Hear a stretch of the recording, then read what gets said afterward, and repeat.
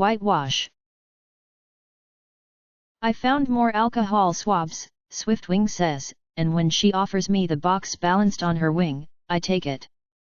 It's not much, a little bin full of cotton balls with a bottle of rubbing alcohol tucked into the side, but it seems clean enough.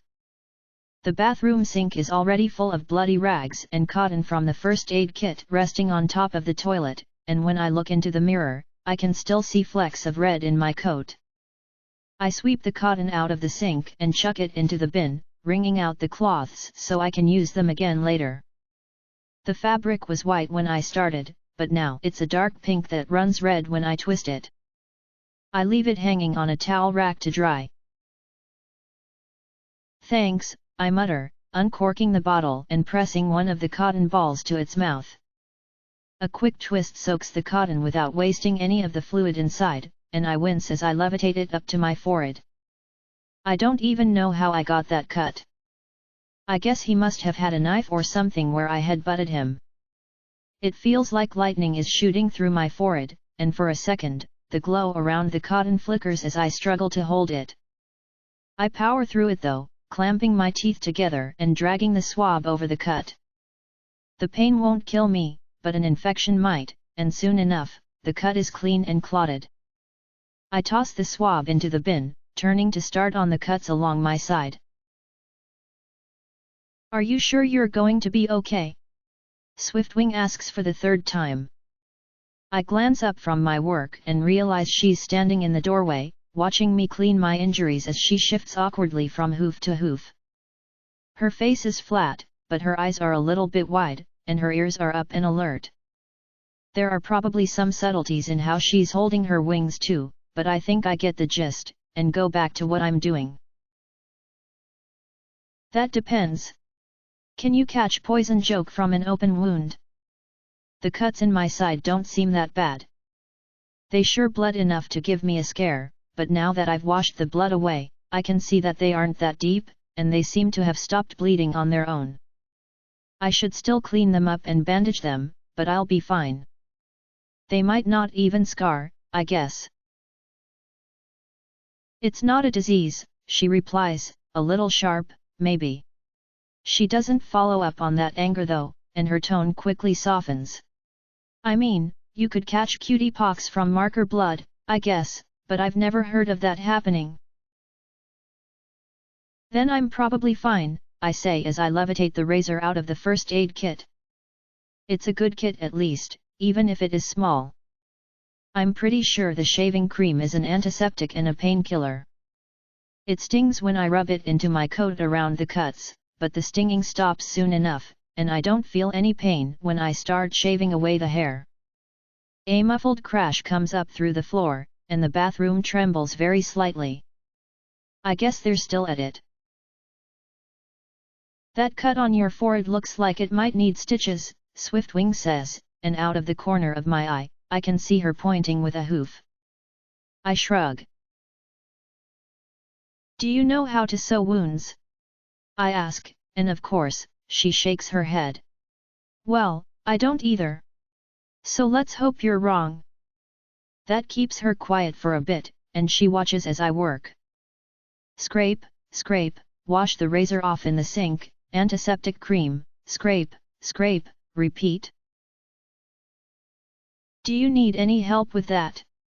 She breaks the silence after what feels like 5 minutes at least.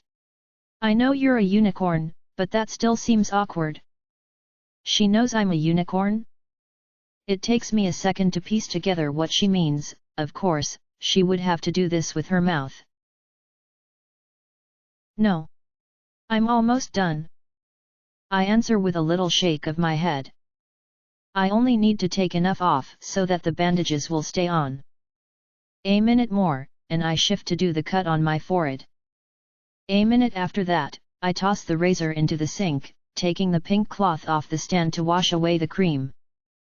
Get some bandages, press down on the wounds, stick them in place, and done. I should clean up.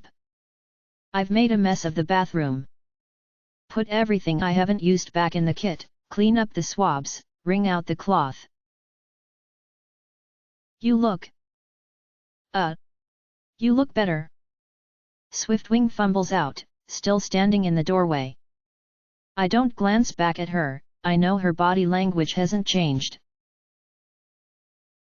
Oh yeah, dazzling. Mare's dig scars, right? I don't know where that came from.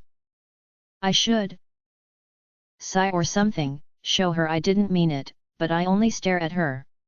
I just spoke without thinking. She doesn't answer. There are more sounds from outside, distant screaming and the crackle of lightning. I'm sorry. That was... Yeah, she says, the word clipped, and she turns away to walk back into the kitchen. I finish cleaning up the bathroom. I guess it strikes me as odd that I'm not freaking out. I don't think I'm in shock, or at least it doesn't feel like it did when I was lying on the wharf or running away from Green. The first time, I couldn't think anything at all, and the second time, all I could think about was the blood. Now I feel numb. Not really numb, my legs and cuts still hurt, but like my thoughts are echoing out of a deep well, if that makes any sense. Maybe I'm tired. She's waiting in the kitchen when I step back out, sitting on her haunches by the stove, glancing around at nothing in particular. She doesn't say anything. My belt is right where I left it on the countertop, and I quickly secure it around my barrel, even if it does irritate the new cuts. It's funny, a month ago, the idea of wearing clothes or saddlebags every day would have struck me as vain and uncomfortable. Now though, I feel somehow safer with this, like it was armor instead of cloth and straps. Thank you, for everything, I speak first, and after a second, I open up one of the pouches on my belt. I have no idea how much a first aid kit costs here, but I count out 5 of the 10-bit tokens and leave them on the countertop. I'm sorry I can't do more, and I'm sorry I was so nasty to you earlier. She doesn't answer. I fold my ears back, tilt my head down, and lower my tail a bit. It's not my best performance, but contrition is mostly in the tone anyway. I've had kind of a bad day. I picked up on that, she says, reaching up to scratch the back of her head. There doesn't seem to be much else to say. I don't need her to do anything other than what she's already done, and she doesn't seem to want to talk, so we stand there. I can hear some thumping in the distance, I think, and the pulsing of the lights. When it gets quiet enough, I start to hear my own breathing. Of course, not wanting to talk isn't the same thing as wanting silence, so it doesn't take her long to pipe up again. You were pretty bad off when you came in. I thought you were about to die on my floor. That makes 2 of us, I answer, even if it's not exactly true. But I've had worse. Yeah, she agrees. And then it's quiet again. Ah. This time, it's me who says something to break the quiet. I don't feel well at all. It's all too much at once. Something else to focus on will do me good, a little trace of normalcy. I force my voice into something like casual and lift my head, looking around the little space we're in. How do you cook anything here? There's barely any counter space, no cabinets, no tools, no trash disposal. That felt nice to ask, and I swallow a bit, trying to get back into the swing of things. Oh, I don't. Swiftwing shakes her head. I just heat things up. All the food is prepared when it arrives, in those boxes there. She points to the pile of little metal containers that occupies nearly the entire wall, and I lean over to examine one. It's small, about 3 hooves across maybe, with a latch, but not a lock. A plain white label reads Cinnamon Apples A3, and when I crack the top open to peek inside, I see that it's full of apple slices dusted with cinnamon and sugar. They smell good, like the apple was freshly cut, but these boxes are covered in dust. Don't they go bad or turn brown? Produce from new apples acres never goes bad, she says, plainly enough. Her tone is almost bored, going through the motions of a conversation. Unremarkable. Are the boxes enchanted? I turn the box over, but I don't see any gems or enchantable surfaces on it. No, the fruit just never goes bad. It's a special breed or something. Swiftwing gives a little shrug. That's unnatural, I answer, and it comes out a little harsher than I meant. It is, though. Not even the ponies in Celestia's own kitchens can delay spoiling indefinitely. It's better, she snaps back, and while her voice doesn't rise much, I can hear her bristle. It's okay though, I can defuse this situation. All I need to do is agree with her, apologize for being rude, and explain I'm a bit of a traditionalist. I know what I need to say. Tell yourself that to make it feel okay, do you? That wasn't it. You're something else, you know that. Her voice drops, but her tone hardens, her jaw set as she stares me down. After you were a toxic, spiteful shrew to me, I saved your life because I took pity on you. And now you have the gall to come in here and condescend to me, all high and mighty. I'm sorry, I stammer as I try to recover the conversation. There was no need to say that, she just got to me for a second there. I didn't mean. Pony feathers, you didn't mean it, she snaps, her voice rising. Your closet is bigger than this? My apartment is smaller than this, you harpy. A sharp snort escapes her, and she glares. I don't get you. Do you hate every pony, or did I do something to you to deserve this? You decided to become one of them for the glamour of it, you disgusting coward. That's what I want to say. That's what I feel in my throat when it tightens, my chest when it goes tense. I want to go off on this pathetic nothing of a pony. Her self-esteem is like glass. I could rip out her heart and crush it in front of her with one good cold rant. I know I could, and Celestia, forgive me, right now I want to. I take a deep breath and let it out. The princess can forgive me later, for the time being, she raised me better than that. You were in the wrong place at the wrong time, and sometimes when I'm having a bad day I take it out on the ponies around me, I say with a weary little sigh, slumping my shoulders appropriately. Contrite isn't the right tone for this, I undercut that option by using it earlier and then snapping at her. Instead, I go for worn down, beaten, and it's barely above a whisper that I continue, it's petty and selfish, and I am sorry, Swiftwing. She turns away, her ears folded back and a sharp frown on her face.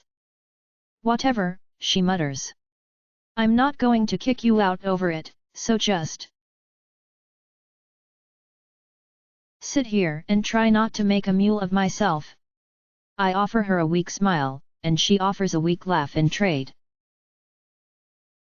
Yeah, she agrees, and her ears perk up a little. That.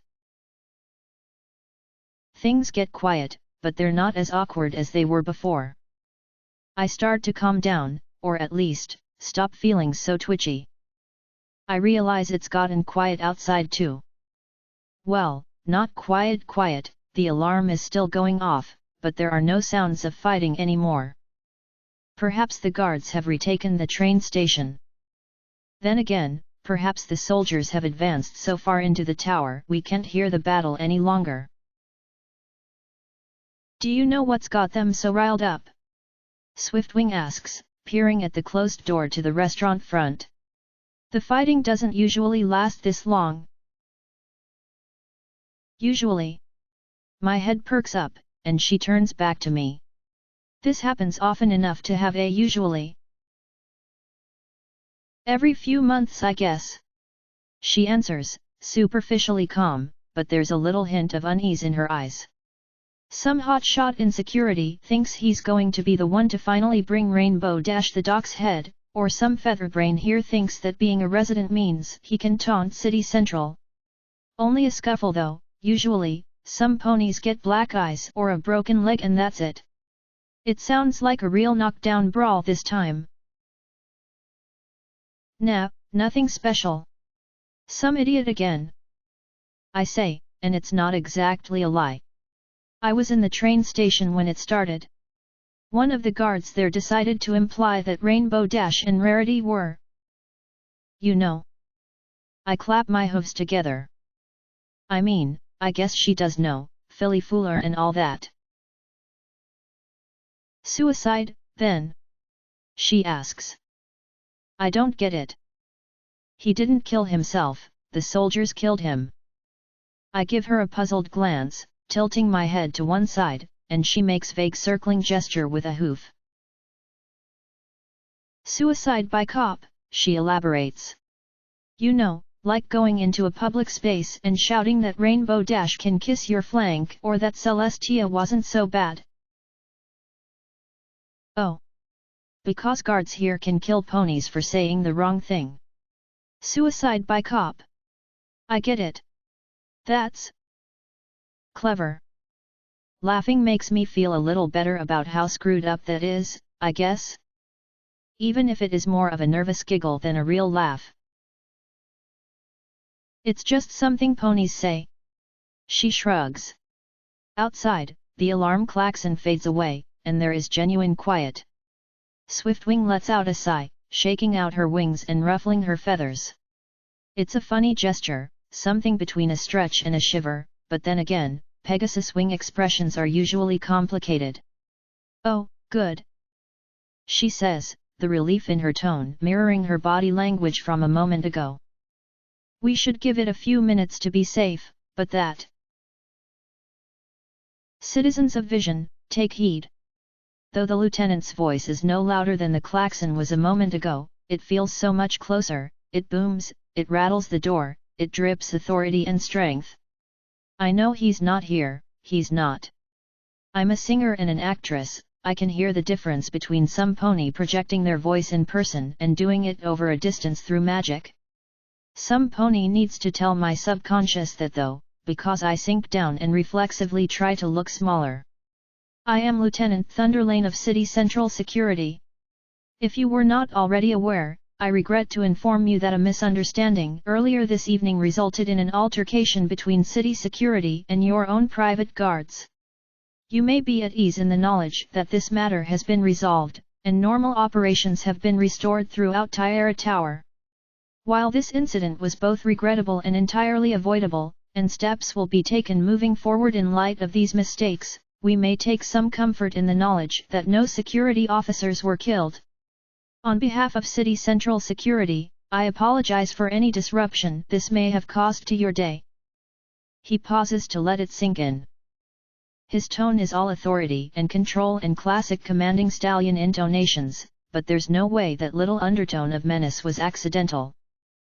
Normal operations, but he's the one addressing us instead of some local officer or mayor. Reassuring us that no members of his force were killed. Steps will be taken moving forward. You don't grow up in a palace without learning to read between the lines when politicians talk. I address you now to bring to your attention a matter of grave importance. A fugitive from the law has taken shelter in your tower, and it is imperative that she be captured as soon as possible.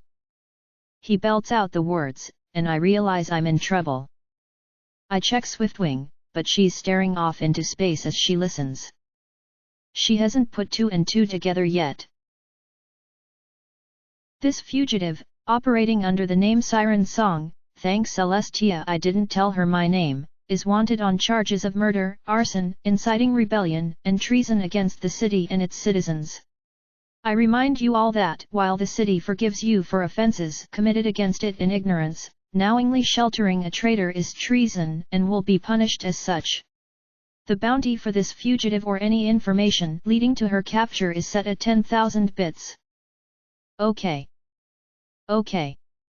This is bad, but it could be worse. She doesn't know my name. When she asks, I'll make something up, and then be on my way. Fugitive is described as a pink unicorn with pronounced scarring down her right side, horse apples. Swiftwing whirls in place to face me, springing to her hooves as I do the same. She's tense, alert, legs spaced apart, wings flared up, instinct and adrenaline driving her eyes back and forth to take in the room around us. Blood pounds in my ears and my throat tightens, but I rip my little metal spear from its strap on my belt, holding it up to her point first. The lieutenant is still talking, but neither of us is listening. "I can't believe I saved you, you backstabbing trash!" she shouts, but when she takes a step towards me, a sharp jab with the spear drives her scrambling back.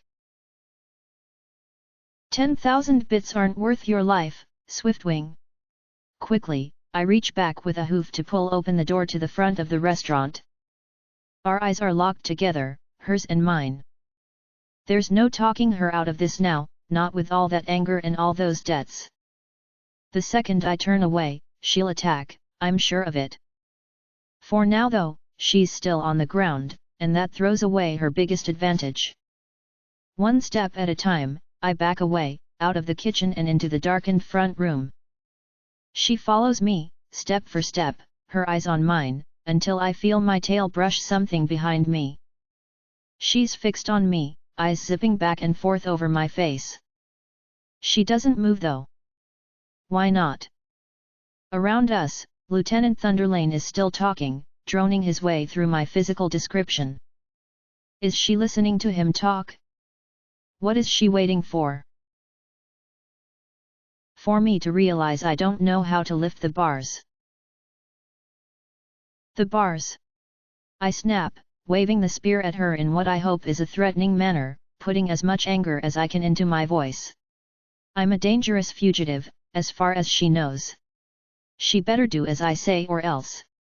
How do the bars go up? There's a box under the counter with 2 gems on it, she points to a space behind me, and even if her voice trembles, she doesn't stop staring me down. Blue one lowers the bars, the red one raises them. Waiting for me to turn around to use them, are we, Swiftwing? I jab at her with the spear again, and she stumbles back into the kitchen in time for me to reach out with my magic and pull the door shut. Light floods into the room as my horn shines, and when I turn around, I see the box right where Swiftwing pointed, a little metal thing attached to the counter's underside, 2 small square gems inside it. I haven't got long, so I jam the red one as hard as I can, turning to. Outside, the alarm klaxon sounds again, joined by a loud whine. The red gem pulses in time with the alarm, the light strips in the room flashing a bright crimson. I am the dumbest pony to ever live. The blue crystal. I jam it down with a hoof, hitting it again and again until the box shears off the underside of the counter. I don't hear the bars move, but when I look up, the door is open and light is coming in the windows again.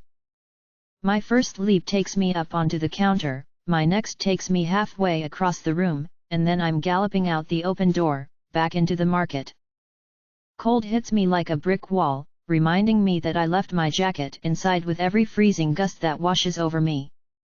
It finds its way inside the bandages, and by the time I'm halfway across the market, my cuts are the only part of my face that doesn't feel numb. There's no time for that though, the alarm is still going off. I pick a hall at random, and I run as hard as I can. There she is! Swiftwing's voice calls after me, echoing off the high, vaulted ceiling. That's her, right there! That wretched, pathetic, lying freak. She deserved everything I said, she. My breath catches in my throat. Who is she shouting to? There are hoofbeats behind me. I put on a burst of speed, stretching my hooves forwards so they catch the stone, and a sharp tug of my legs sends me hurtling down the hall.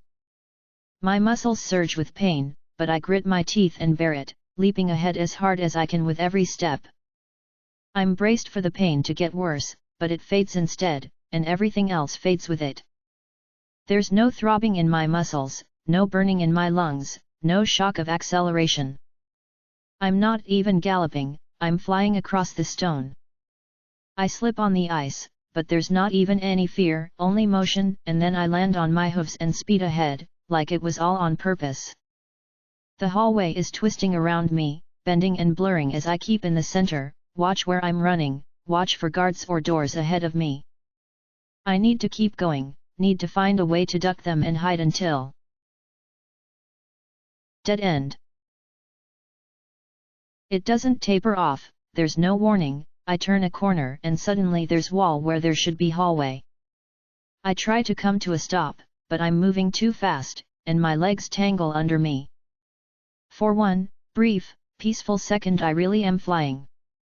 I'm soaring through the air in a smooth arc, the wind rushing around me and my legs finally relaxing as they no longer have to hold my weight. Then I hit the ground. It all comes to me then, the burning in my legs, the bite of the cold, the cuts that have been torn open, the bruises all up and down my torso, the froth that comes out when I desperately suck down air, and the sweat dripping off my body. I clench my teeth and try to force myself up, but my legs won't cooperate. I put weight on them, and before I can stop myself, I scream. Fire rips through my joints, and I crumple back to the ground. It's all I can do to sit up, try to see some way, any way out. There's only 2 of them, but it might as well be 1,000,000 for all it matters. Wire dolls. Sexless things with muscles that don't tire and skin made of steel, standing half a head above me. Buzzing, clicking, clattering like machines, but they aren't machines.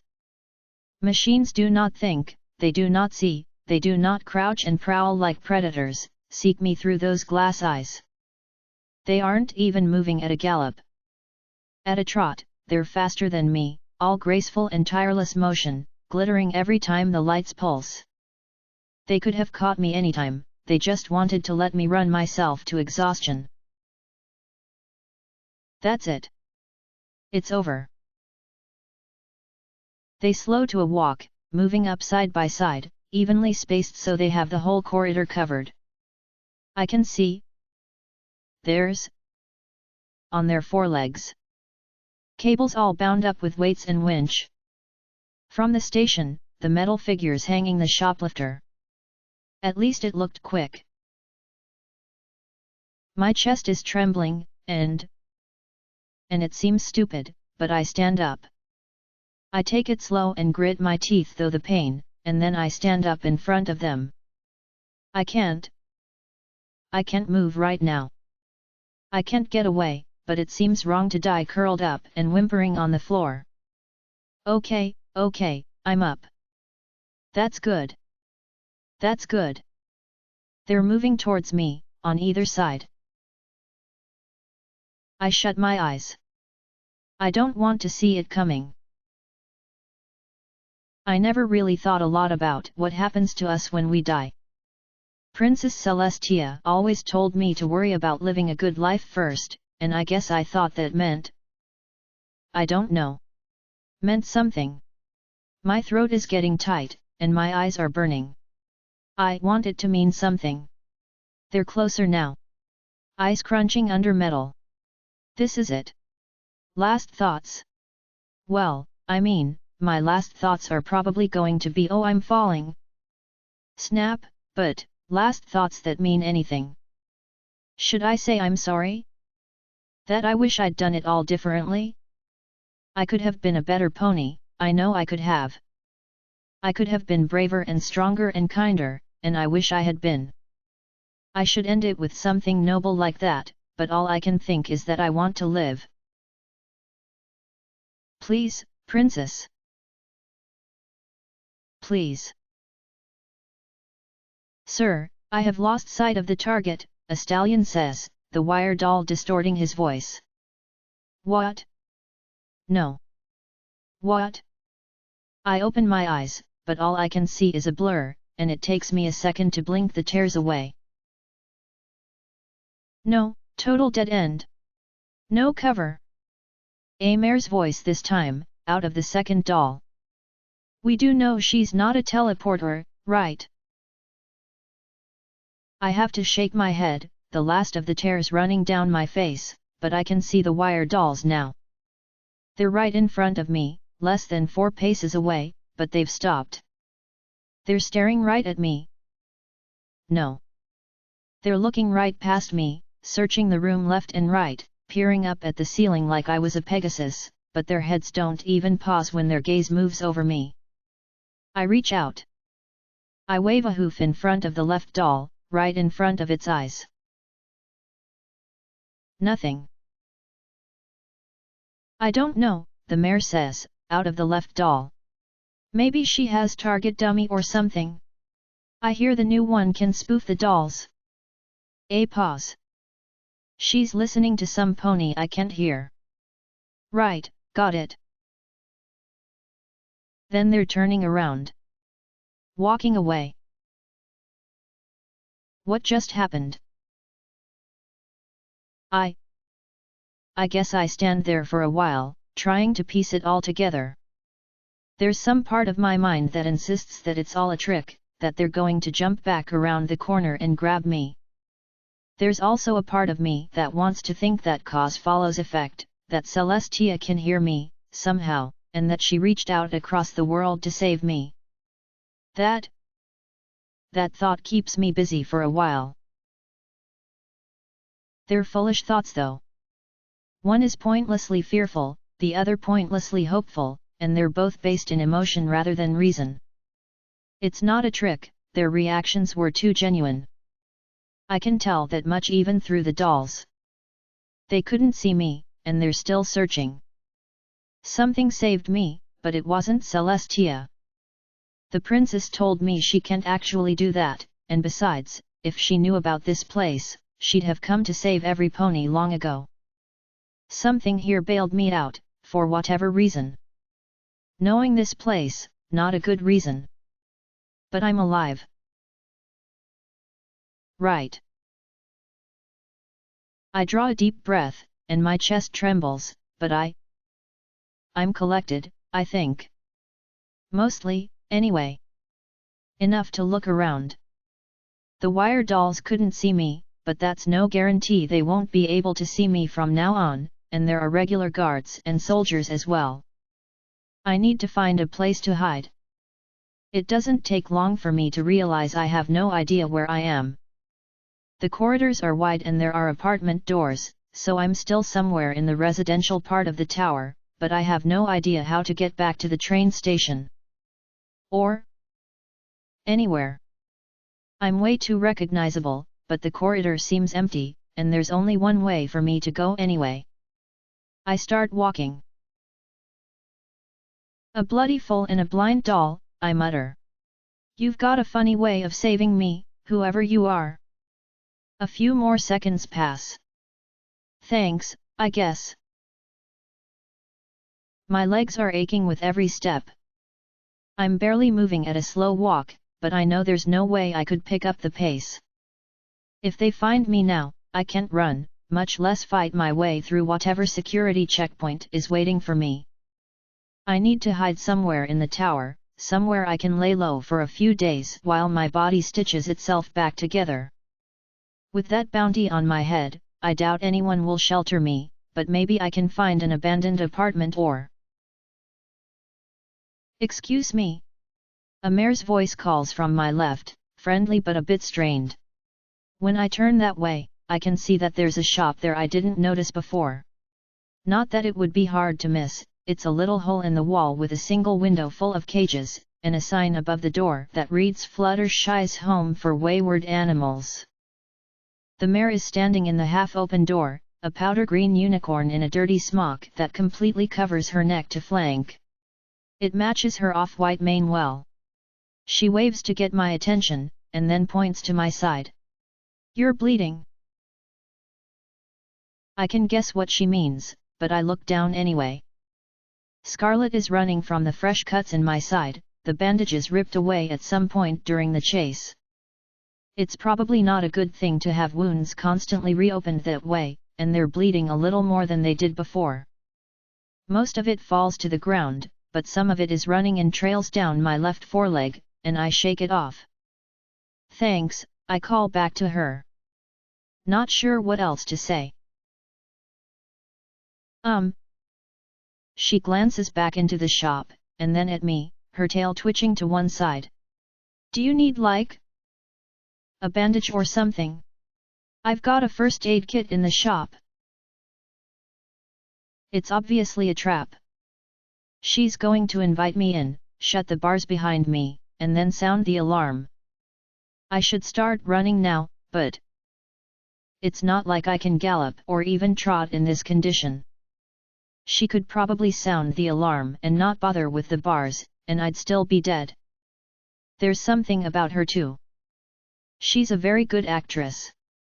I'd almost think she's being honest, if it weren't for the minor detail of the huge blaring description of me she's pretending not to have heard. A good poker face, but an obvious lie. That would be nice, yeah, I say as I start to move towards her. I reach for my spear, but I realize I don't have it. It was with me when I was fighting Swiftwing, but it's gone now. I must have dropped it at some point during the chase. There's time for a quick pat down of my belt as I walk to the shop. I still have my money, my pep bars, the bottle of pepper sauce, and a few pieces of glass. They'll have to do. Simone in. My name's Whitewash. My host introduces herself, stepping out of the doorway so I can pass through. It's a strange little shop, a small, triangular room containing a study table, a small desk, and dozens of cages full of stuffed animals. They're adorable things, like children's toys, all posed like they were real. She's even given each one a little water bottle and bowl of food. I guess the name of the shop is meant to be ironic, or maybe they keep the real animals in the back or something. Go ahead and stretch out on the table. I've got the first aid kit behind the counter here. This is it, she's going for the alarm. I reach for the pepper bottle and the shard of glass, but they're not even out of the belt before she turns back around, a first aid kit levitating in front of her. Her magic barely has any color to it, almost a snow white. She stares at me, and I stare at her. Do you need help? She asks. She's examining me, wary about something. What is she hiding? Does she plan to sedate me when I'm on the table? Bind me up against the wood? Stab me with the razor from the kit? Slash my tendons so I can't get away? Light me on fire as soon as I'm distracted? I should be so lucky. No, no, no. This is a trap. I'm not walking into an obvious trap, not now. She mutters. I'm sorry to ask, but, have you been crying? She lifts up a cloth from the counter, wiping at my face. You've just got a little stain there. I don't answer. Under your eyes, I mean. I don't understand. I'm so good at reading ponies. Why can't I see what she's planning to do to me? I don't sense anything dishonest in those eyes, but I know it's there, like any pony in this city would actually want to help me. Is something wrong? You didn't hit your head, did you? She asks, turning to examine the cut on my forehead. I'm probably dead if I accept her help. There's not much dried blood here. Have you already cleaned this up? But I'm probably dead if I run back into the halls, and at least this way, I might get some medical attention before she tries to betray me. Nothing ventured, nothing gained. No, sorry. I'm tired. I think I zoned out for a second there. I slide my belt down and away from the cuts without taking it off, and a moment later, hop up on the table and lie on my side. That way, if I have to go for the bottle or the glass, it'll be one smooth motion to smash either right against the side of her head. She obviously knows what she's doing, opening the first aid kit and neatly laying out all the supplies she'll need. Do you patch ponies together often? I ask. Shh. She gives me a conspiratorial little glance and a smile. It's fake, an attempt to make me feel better. She can act better than that though, I'm sure of it. Did she want me to know it was fake? Is that it? Are you trying to get my legs broken? You know how the pavilion feels about vets moonlighting as doctors. Oh, you're a vet. Now I get it. She's a spy, exactly like the last vet, probably adding cheating on the pavilion to my list of crimes right now. Everything about this place is a lie, cages full of fuzzy stuffed animals. I guess that's a kind of advertisement, or maybe actual animals were too much work just for pretending. No, not for the last few years. Don't worry. She adds quickly, I'm still certified, that training didn't go anywhere. But, my health isn't what it used to be, so I needed a job with lighter duties. They were happy to let me take over the animal shelter, so I've been here ever since. It's close to my apartment, which makes it easy. Semi-retirement? I ask as she peels away the last of my bandages, taking a closer look at the cuts. She appears to be about my age, but that's so commonplace it's hardly worth observing anymore. I'm getting used to every pony in a crowd being young. It's like being back in Celestia's school, where any pony over 20 sticks out like a cracked hoof. I'm not that old, you little punk, she shoots back, but then she smiles, and laughs. I fake a laugh as well, playing along. A bit, I guess. And you need stitches. This is going to sting a little bit, there's no local anesthetic left and I don't think you want morphine for this. That okay? After a moment, I nod. If knocking me out with drugs was her plan, she could have jabbed me with the needle. She nods back and gets to work, little pinpricks of pain working their way up my side. After everything I've been through, honestly, it doesn't even seem worth wincing over. I watch her while she sews up the first 2 cuts, waiting for whatever she's going to try, but then I realize she's almost done with the 3rd one, and I didn't even notice she'd started. I'm drifting off. Taking a risk for some medical care is one thing, but falling asleep now would be terminally stupid, so I force my eyes open and lift my head. Conversation, that'll keep me alert. So, what's with the stuffed animals? Well, there's not actually that many stray animals in vision, she explains, her tone light and friendly, a classical good bedside manner. It's important we care for them and find them good homes, of course, but we're rarely at capacity.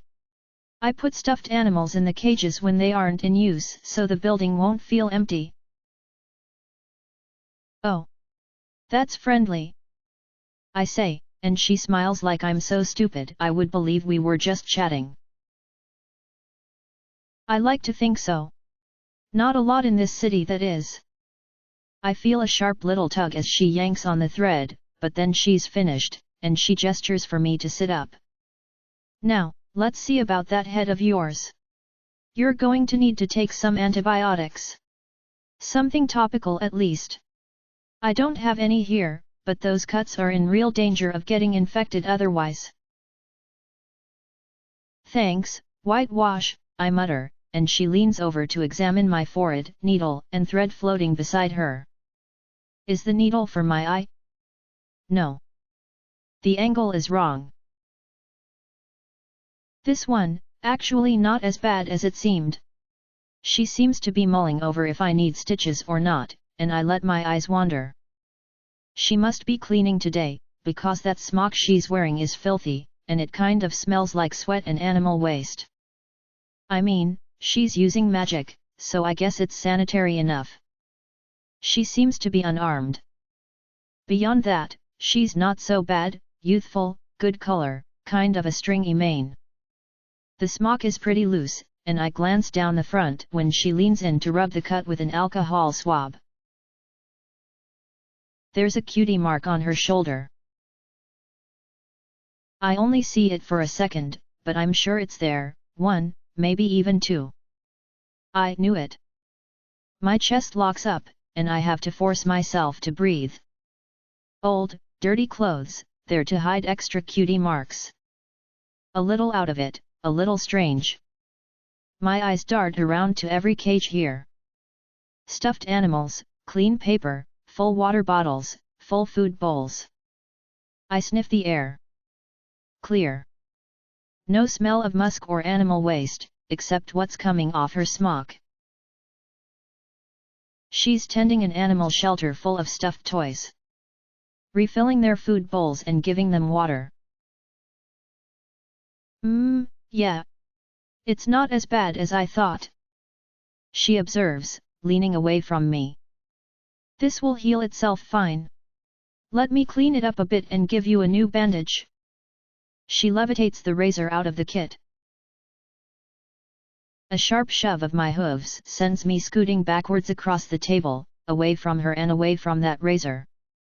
I drop off the far end and hit the floor, yanking my belt back up so it clinches tight around me. It's been great, Whitewash, really. You've been very generous with me, but I need to get going. I turn to go, but when I push on the door, it doesn't open. I try the handle, but it turns without resistance, and the latch doesn't click in the lock. That was a little rude, Whitewash murmurs, fixing me with a stare as I whirl back to face her. I wasn't trying to be impolite. Open the door, I order, sliding the bottle and the piece of glass out of my belt. I'm not going to be caught off guard. I patched you up. I don't think it's unreasonable to expect a little courtesy in turn. Maybe a thank you.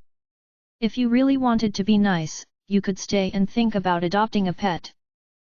The razor is still floating beside her, drifting this way and that through the air. Her cheerful expression is gone now, replaced with a cold frown. I'd love to, really. I smile, and she doesn't smile back. Except, I'm in such a hurry. Every pony says they're in a hurry. They never visit the shelter anymore. She takes a step towards me, her stare hardening into a glare. Maybe if more ponies in this city had pets to care for, they wouldn't be so angry and selfish all the time. You know what? You're right. I had a kitten named Mr. Scuffles when I was a foal, and I loved him to death. I reassure her. Technically Mr. Scuffles was a dragon, an imaginary, but close enough. I'd love to come back and get a pet once I've settled down, but I really need to. Don't you patronize me, you little bottom feeder! She bellows. She's actually trembling as she steps towards me, as though she were literally shaking with rage, but that's not quite right, the razor is waving too. I'm not senile. That's it. Open the door now or… Shut up. Her bellow raises to a hysterical scream so loud that it reduces her to wheezing and coughing. I think she's torn something in her throat.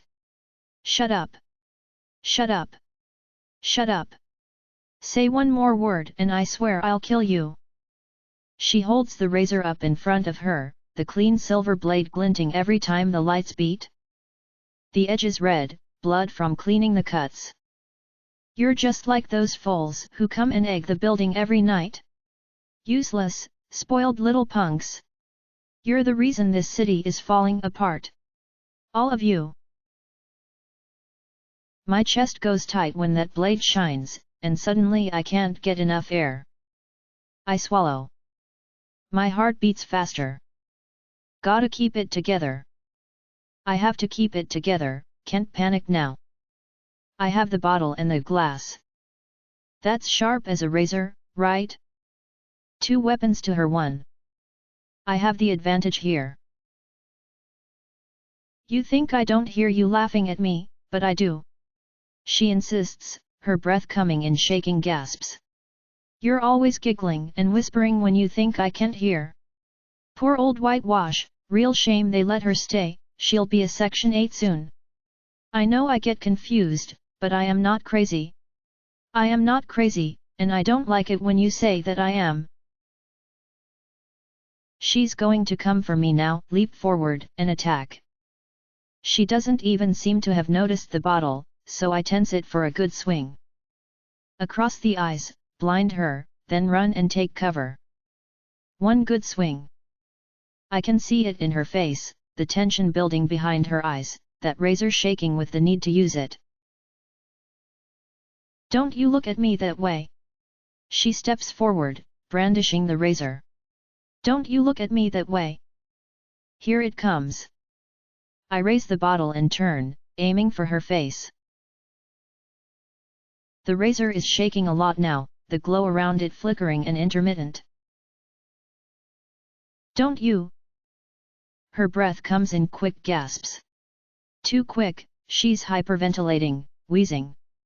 Her knees are quaking as much as the razor is, and while she's struggling to keep her glare on me, she can't do it, her head bobbing up and down. Don't you? She wheezes the words out, before the razor drops to the ground, and a moment later, she tumbles down as well. The trembling has turned to spasms, her eyes rolling back into her head as her limbs flail under her. She's having a seizure. I don't see the razor. She must have fallen on it. No way for her to get to it now, perfect. I leap around the table, hurrying to behind the desk. Like I thought, there's another one of those boxes with the 2 crystals in it, and I tap the blue one. The distinctive thump of a turning deadbolt echoes from the front door, time to get out of here. I sweep up the last of the medical supplies from the table and stuff them down into my belt, trotting around the table to avoid the crazed mutant. At that moment, the sound of the door handle turning is the sweetest music I've ever heard, and I pull it clear open, checking back to make sure whitewash isn't about to follow me. Her seizure seems to be winding down, but she still can't get enough air, wheezing and panting on the floor, her legs faintly twitching beside her. A puddle of foamy drool has formed under her head, her eyes darting left and right wildly. My nose tickles, and I sniff the air. There's something there, cloying and sweet and rotten. Marker blood. I didn't notice that before, but it's strong now. She fell on the razor. But that? I mean, she was ready to kill me. I was about to do that in self-defense. Just because she happened to have a nervous attack before I could does not make this any less her fault. If anything, it makes it more her fault. This is poetic justice for one of the monsters in this city. Besides, she's clearly unhinged. If I saved her, she'd be as likely to stab me as thank me, and even if she doesn't, she'll only go on to hurt some pony else. Right now, I need to focus on saving my own life. That's what Celestia would want me to do, get back to Equestria in one piece. She whimpers, squeezing her eyes shut. I am so full of it. It's okay. Don't move. I say, kneeling down by her side. Her eyes do tilt towards my face, and I think they're focused, but when her mouth opens, only a faint gurgling emerges. The smell is really strong, but I don't see any blood pooling under her, that's a good sign.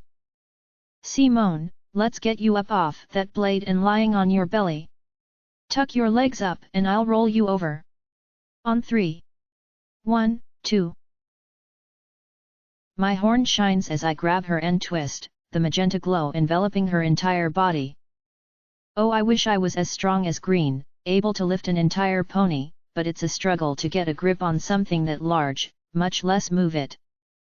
She tries to twist herself over, but my magic falters, and she cries out in pain when she falls back onto the floor. Stupid, stupid. Sorry. Okay, don't move. I say, planting my butt on the ground and reaching over to get my forehooves around her neck. Push and pull at the same time. On 3 again. 1, 2. My horn shines and I grunt. Pulled muscle, this was a bad plan. My ears fold back, and I know my face is contorting into the most absurd expressions, but if I let go, she'll fall onto the razor again. Her side twists up off the floor, and I hear the clatter of something metal hitting the stone. My rear hooves are slipping, but I dig them in as best I can and give one last heave. She straightens up as I tumble over, rolling to my side as she rolls to her belly. With me on my side, belly towards her, our legs tangle pretty much immediately, but she doesn't move to extricate herself. She's still trembling a little, and her breaths seem ragged. Now that I touch it, the smock is disgusting. I don't have a lot of feeling in my ankles, but I swear I can hear it squish, and I think her coat is equally greasy. I try to pull away, but she grabs me, tightening her leg around my ankle. "Oh Sporsh," she says, and if she's garbling any words, they're beyond my comprehension. I twist my head down to look at her, and her mouth seems to be working, but all that comes out is nonsense. "Reep and heave neep. Let go of me." I snap, and give my leg a good yank. My leg flashes with pain, but her grip is weak, and my ankle pops out. Soon enough I'm scrambling to my hooves and away from her, and even if I'm limping more than a bit, no way can she catch me. "Reep and heave neep," she repeats, following me with her eyes. It's about all she can do, still struggling for a good breath. Her face is slack, eyes wide-eyed. Oh, sun and stars, I wish I wasn't so good at reading ponies. "Please don't leave me," I say to her slowly, staring into those frightened eyes, her ears folded back and her jaw loose. "Is that what you're trying to say? You don't want me to leave you here?" She nods, her mouth lolling open under her, making her teeth knock together when she nods too hard. "It's okay, White Washington. I'm not going to leave you here." "Eep. Doff tur keep wid." She slurs, head tilted towards the floor. I don't quite follow that one as clearly. I think something is wrong with the lower half of her face, and it's a little hard to read some pony from eyes and ears alone. Her tail still seems to be working though, and seeing it droop helps, along with the little flutter of her ears and her downcast eyes. She's sorry, she's ashamed, she's saying something that may or may not be related to that. I don't know. "It's okay, Whitewash, I understand," I say, keeping my tone slow, the words even and soft, and when she looks up, my expression is steady and attentive. A little earnestness goes a long way, even if it is fake. "Let me get at that cut." Moving her doesn't seem like a good idea right now, so I push the table away instead, moving around to her injured side. Like I thought, the razor is lying on the floor, fresh blood splattered around it. I do heave a little sigh of relief though. There's a cut in her smock, but it's as long as the straight razor, not as wide, and the blade only has blood on its edge. I don't see any blood in the fabric, but I guess the smock isn't very absorbent. "Okay, White Washington. I can't see your cut. I need to take the smock off now." I reach for the opening of the fabric. "Wow Jace," she forces the words out with some urgency, trying to lift a hoof to stop me. She doesn't have the strength, and all she manages to do is nearly knock herself over, but I catch her at the last second. That doesn't make her give up though, and she doesn't stop struggling until I move my hoof away from the flap, putting it over her trembling leg. "Shh! Whitewash, it's okay." I insist, but she shakes her head. Her ears are flat, tail almost scrunched up under her legs. It's such textbook shame that if I ever did that I would have been accused of overplaying the part. "Whitewash," I repeat, quieter this time. "I know you're embarrassed, but I need to see how bad the injury is. You might have a scratch, or you might need to go to the hospital right now." I reach down to her leg with my other forehoof, holding her until the trembling stops. Steady as a rock, that's my cue here. Not a hint of judgment.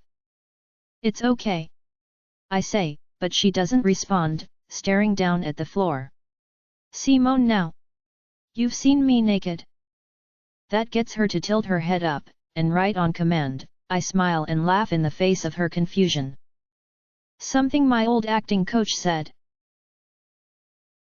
It takes a little while for that to wheedle its way in, but eventually, she nods. Now look over there. I point across the room, and she turns. Not because I particularly need her to turn away, but because I don't want my expression giving away anything. Normally that wouldn't be a problem, but... well, we'll see. I start to strip the smock away, and a rank smell assaults my nose at once. It's like it wafts up out of the fabric in clouds, turning my stomach and making my eyes water. Marker blood, yes, but also sweat and waste and grime and other things I don't want to think about. I have never been so glad to be a unicorn in my entire life. I can't imagine having to do this with my teeth. I give it a second to air out, and then I brace myself and pull. Pony feathers. Her flesh is boiling. Her torso is covered in those lumpy growths, nodules of bone and muscle that have swollen until they threaten to burst out of her skin, and each one is surrounded by blisters full of blood or yellow fluid. It's like nothing so much as bubbles of steam rising out of a pot, floating on the surface before they finally pop. The whole thing glistens, and I have no idea if that's some other fluid she's leaking or if she's just covered in sweat and never bathes. How is she still alive? She shouldn't be. She should be dead. I don't think I understood the word unnatural until this very moment. It was just a thing ponies say to mark something as weird. Not like this. I've gone past disgusted and revolted, and every part of my mind is sickened. Not fright that I have to be near this thing, or worry that I have to touch it. Offended that it even exists. That this place is. No creature should live like this. I need to look for the cut. It's only when I stop and get a hold on myself, that I even notice all her cutie marks. A dozen, at least, they've been warped by the damage to her body, some to the point of being almost totally obscured. A few stand out, a candle on her back, a comet on her front leg, and her original cutie mark, a brush and a bucket of paint. The cut is along her ribs, almost perfectly in the middle of her barrel. It's not bad. The words come harder than I thought they would, and I realize how tight my chest and throat are. It's actually really shallow. I think the smock protected you. You burst a few of these blisters, here. My stomach twists. Not now, Siren. Released a bit of blood, but I don't see any more flowing. You'll be fine. Tonke. She slurs the word, drawing a deep breath. Her jaw trembles, but no sound emerges. The struggle on her face is obvious, her muzzle scrunched up, her body tense, her eyes squeezed shut as she tries to force herself to make the sound. Tonke. Thank. Hiyo. Thank you. She opens her eyes, and though her breaths are coming deep and eager, they do come, and she seems to be getting enough air. Thank you. I'm sorry. Saying it seems to take a lot of effort, and she doesn't match my gaze, letting a long silence hang before she continues. This happens, sometimes. I understand, I say, and I flinch at what I need to do next. Remember, Siren, you can't catch poison joke. It's not a disease, you can't catch it, there's no harm in this. I reach out to hold her shoulder, giving her a reassuring little pat. You know what's great? Hooves are great. Wonderful, I don't have to feel what I am touching hooves. That much I keep out of my expression, and when she peers up at me, I smile. Is there any pony taking care of you, whitewash? I ask. Her eyes tilt away, down, and back to her left. I move my hoof off her shoulder, taking the moment when she's not looking to discreetly wipe it off against the table leg. "There's nothing," she starts, having to pause for breath halfway through the sentence. "Nothing the doctors can do. I'm hopelessly addicted. I buy as much as I can on a vet's salary, but..." "No, whitewash," I say, reaching out with my magic to gently turn her head back to me. "Is there any pony taking care of you? A daughter or a son or a friend? Some pony to make sure you're alright and visit you?" "Oh, no. No family." She shakes her head. "Just a son who hates me and never visits. It's okay though. I have the animals." She gives a weak little smile, and nods at the cages. "They're so nice, and they need me to get by. They keep me company."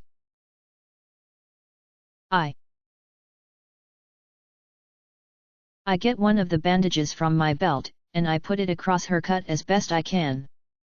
Then I reach down, and I do up the smock, nice and tight so it won't fall off, high on her neck and low on her body. Lastly, I straighten her mane, and brush it as best I can with magic alone until it's bright and neat. "There you go, White Washington." I smile. "All better?" "All better," she echoes, rising to her hooves. Her legs are a bit shaky, but the fit seems to have passed, and there's strength in her muscles again. She can't seem to meet my gaze though, pretending that her head is still heavy so she can stare at the floor. I'm sorry. She swallows, her tone quick and rigid. "I should fix up that cut on your head, shouldn't I? Wouldn't want to leave you in bad shape or anything." "It's okay, really," I say, nice and gentle, giving her my best reassuring smile. She sees it, even if she can only glance at me. "It's really no trouble." "It's fine, White Washington." I say it as gently as I can, but her gaze slumps all the same, her ears folding tighter against her head. For a long time, neither of us says anything. The words aren't coming to me, for some reason. I need a way out of the tower that security doesn't watch. No guards, no checkpoints. Can you think of anything? "Well, smugglers sometimes use diving suits to get around," she says, uncertain, "but it's the best lead I've got." "Thank you. Where would I find a diving suit?" I ask. "Airlock, ground floor of the tower." She tilts her head up, pointing to the exit. "Go out, take a left, third passage on your right, follow it all the way to the bottom." She turns to glance up at me, pleading in her eyes. "Do you have to go so soon? You could stay for a bit. Even if you don't want to adopt a pet, I'm sure they'd love it if some pony would play with them." She laughs, nervously. "We really don't get a lot of visitors these days." "Goodbye, whitewash," I say. Or whisper, really. "Thank you." I turn, and I trot out the door without waiting for her answer. I manage to get to the first intersection before the tears come. My throat tightens, my eyes burn, and suddenly I'm sobbing like a stupid fool in the middle of the corridor. Forget that I'm a wanted fugitive and that this is going to draw attention, never mind that stopping in an open space right now is colossally stupid even if I don't make any noise. No, I'm going to stop and have a good cry right here for no stupid reason. No stupid reason. It's freezing out here. Every part of my face is stiff with cold, until the tears feel like hot water running down my cheeks. I'm going to die of hypothermia of all things. That's it, isn't it? I don't know why I'm crying. I don't know why the guards and soldiers haven't heard me yet. I don't know why these hallways are so empty. Why isn't any pony here? Because they're all still cowering away behind those locked doors, brewing up more mantles and tonics. Why hasn't any pony heard me yet? I draw a shaky breath, and I let it out. Cry later, Siren, you need to move on now, I mutter, but my voice cracks, and it only makes me sound even more afraid. I said move, you stupid, useless coward. That gets my head up at least, my ears unfolding even if my chest is still shaking. 2 intersections to go. Now you're going to draw a deep breath, and then you're going to be brave. I draw another deep breath, and I let it out slowly. Right. Right, okay. My hooves start moving again. This tower really is empty, but it's not abandoned. I can hear ponies behind closed doors, and more importantly, I can hear hoof falls echoing around the corridors. The high ceilings and sloping turns carry sound well, and make it hard to tell where anything is coming from, but there are definitely guards out searching for me. I hear muttering, cursing, and the buzz of wire dolls, all of the sounds running together until they form a dull murmur barely audible over the beat of the lights. I pass another intersection. A four-way split, this time. One more intersection to go, next turn on my right. The sounds around me don't seem to be getting any closer. Maybe they're guarding the tram station and the exits to the tower, and waiting for me to. Hey! There she is! A stallion's voice. From my left. I catch a glimpse of them, as I start off, 3 of the tower guards in their puffy blue uniforms. They're a ways down the passages to my left, so I have a bit of a head start, but something's wrong. I feel it as soon as I stretch out my legs to gallop, a shooting pain, up through my ankles and shoulders. For a moment, I think it's just my muscles burning and all I need is to stretch and get into the pace of things, but the pain is getting worse with every step. I've barely gone half a dozen strides before it hurts so much my eyes are watering and I need to slow down, first to canter, then to a brisk trot, and even that causes little flashes of lightning to shoot up my legs. The corridor in front of me slopes down the way Whitewash said, but it's long, and I don't see any breaks or interruptions. One open, straight passage for them to run me down in. No good at a trot. No good at all. I stop and turn and spread my hooves out, pulling the bottle and my little piece of glass from my belt. My chest is tight, my heart is racing, but I can do this. I take a breath, and it's time to be brave. They're getting closer now, 3 stallions, 2 earth ponies and a Pegasus. I draw a breath and let it out, time to be brave. I've got reach on the earth ponies. I'll blind one with the bottle, tackle the other so the Pegasus can't get to us, and then get him with the glass. That's it. They're almost on me. I heft the bottle up and get ready to throw. Just need to let them get close enough. I can do this. I can do this. Hey, straw for brains! A mare shouts. Something flashes through the air, bright and glittering, flying over my shoulder. The guards scatter in all directions, but the Pegasus isn't quite fast enough, and the projectile bounces off his forehead. It clatters to the floor as blood runs from the gash down his forehead. It's a long knife. Belatedly, I recognize Green's voice, and hear her shouting behind me. Would you kindly sit down and hold still? I take a step away, whipping my head back over my shoulder. She's down the passage behind me, racing towards me at a gallop. I twist back around, and the guards are still there. Maybe it's because Green is so far away, or because there are 3 of them at once, but it doesn't seem to be working. The Pegasus is already flexing his wings up, a quick beat taking him into the air. He's like a hummingbird, his wings beating hard and letting him turn on a dime as his body twists into the curve. Then the knives on his hooves snap out, and he's off, over my shoulder towards Green. The earth ponies seem more sluggish, one is twisting on the ground, but the other lurches to his hooves, stumbling towards me. He's coming for me. Stay down. I hear the words before I realize it's me who said them, and then the bottle of pepper sauce hits his face. It doesn't break like I thought it would, it bounces off when it connects, jerking his head to one side with the force of the impact. Stay down. I swing again, smashing the bottle down against his eye and sending him stumbling back. He seems to be snapping out of it, his sluggish movements speeding up. Stay down. Stay down. The bottle hits his face again, and I hear something crunch. When I pull the bottle up to swing again, a spray of red comes with it, blood gushing down the guard's uniform.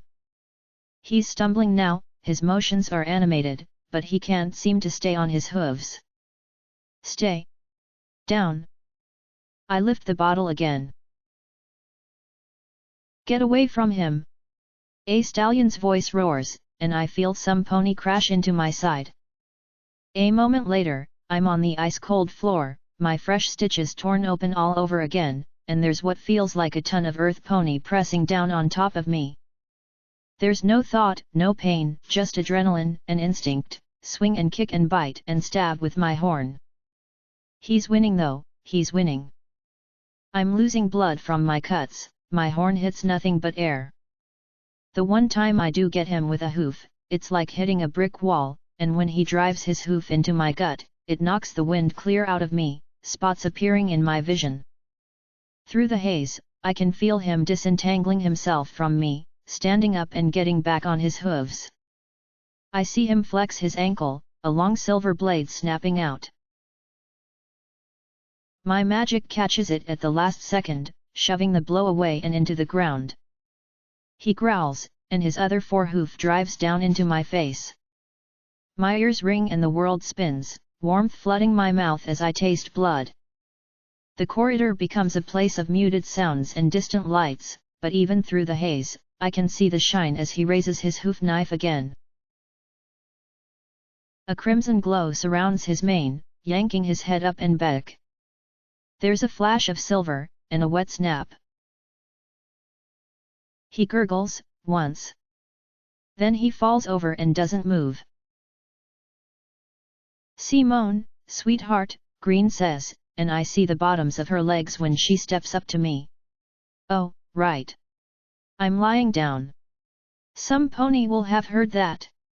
Time to go. The world suddenly turns red, and I feel her lifting me up off the floor, but I right myself, and stand under my own power. She's right there, in front of me. Exactly like she was.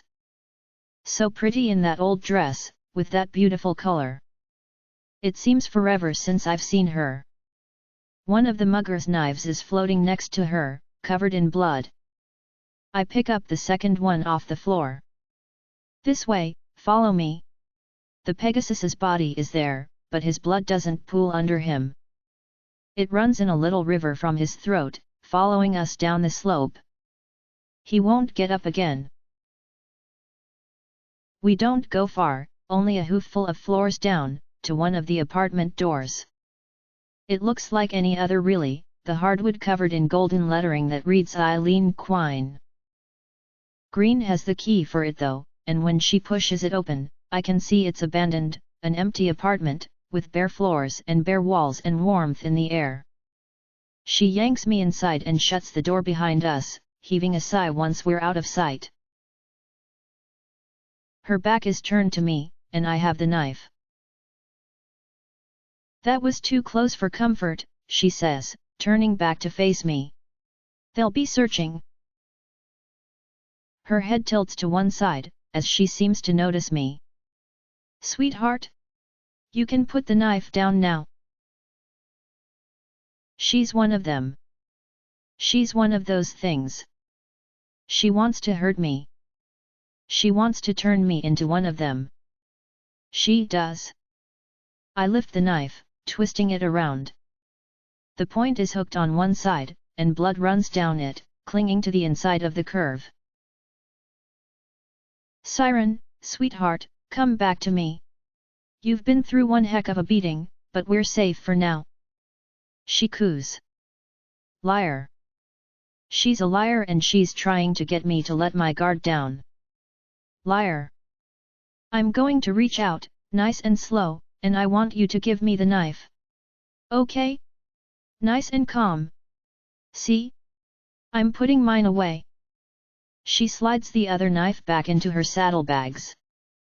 Like that's supposed to convince me of anything. Everything about her is deadly. She could kill me with her eyes, her hooves, her horn, and I'm supposed to feel better just because she doesn't have a knife? I'm reaching out now, sweetheart. Her horn glows. She's trying to take my knife. She's trying to take my knife. She's going to kill me. She's one of them and she's going to kill me and turn me into one of them and I'll mutate and I don't want to die here. I have to get her first. I have to. Suddenly, the glow around the blade is a different color. I'm trying to hold on to it, my horn flickering and shining with the effort, but she's so much stronger than me. There's a loud buzz as we both strain, and then a sudden pain in my horn, and I have to let go, the blade going away into her bag.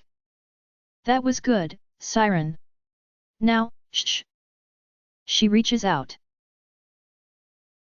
Don't touch me! I scream, getting as far away from her as I can, backed against the door. Don't you? Would you kindly be quiet? She hisses, and I feel my mouth clamp shut. I should be quiet. That's what she wants, and it's important I make her happy. That's the most important thing. She's so beautiful. But why does that make me hurt? My eyes are watering again, but I don't make the slightest sound. Not a sob, not a squeak, it's not what she wants. No matter how much I try to focus, my vision is blurred, but I can smell her. Like the most beautiful field of flowers and a spring breeze and cut grass. She pulls me forward into a hug, and I bury my head in her mane, taking a deep breath of that wonderful scent as the tears run down my cheeks. Shh, she whispers to me, putting a leg up around my shoulders to pull me against her. It's okay. It's okay, sweetheart. Come now, you're bleeding. We're going to sit you down in the corner and I'm going to patch you up, and everything will be okay. It must be true, I know it's true, but I don't feel like it's true. She's going to patch me up and then everything is going to be okay. I should be happy that everything is fine now, but I can't seem to stop crying. I know everything is alright because she tells me it is, but my chest hurts and I can't seem to get enough air and my eyes won't clear and… Shh, Green whispers. I didn't even realize she was leading me into the corner, I was so distracted. She has some things here, a little cot and some boxes of something I can't make out because my vision won't clear. Gently, she pushes me down to the cot and rubs something against my side. She coos, so close that her voice is in my ear, and I feel tingly and numb. I think you need rest now, sweetheart. Real rest. She pulls something out of one of the boxes, and I feel a sharp prick in my side. Now shut your eyes, and I promise, when you awake, it'll be all better. I'm starting to feel heavy, so I let my head rest against her shoulder. She's so wonderful, and if she says it, it must be true. I just need to rest, and everything will be all better. All better.